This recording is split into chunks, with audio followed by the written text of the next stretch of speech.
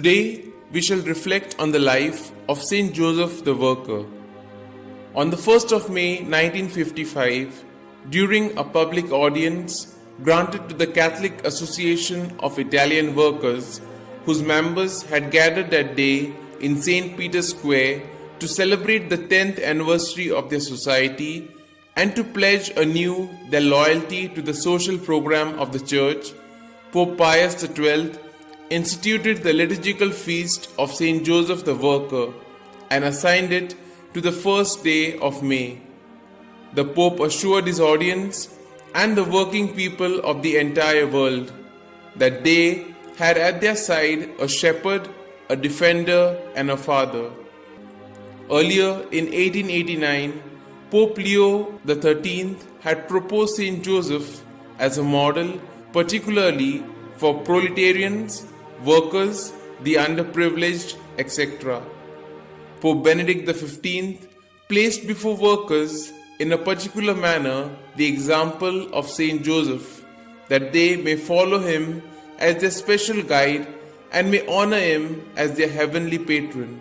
And Pope Pius XI chose the workmen of Nazareth as patron in the struggle against atheistic communism. He said, "To hasten the advent of the peace of Christ in the kingdom of Christ, so ardently desired by all, we place the vast campaign of the Church against world communism under the standard of Saint Joseph, her mighty protector. He belonged to the working class and he bore the burdens of poverty for himself and the Holy Family.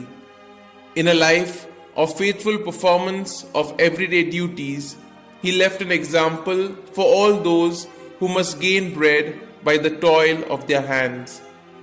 It was finally Pope Pius XII who gave concrete expression to the special relationship between Saint Joseph and the working class by proclaiming the feast of Saint Joseph the Worker and fixing it on Labor Day.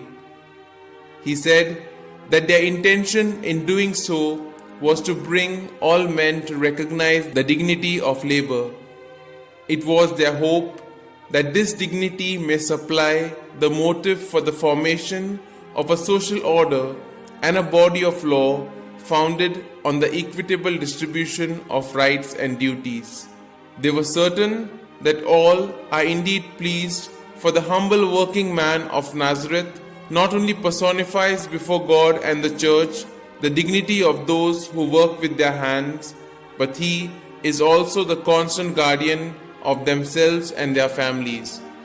The Holy Mother Church directs Christian workers to look up to Saint Joseph, their patron, as a model and example of Christian workmanship.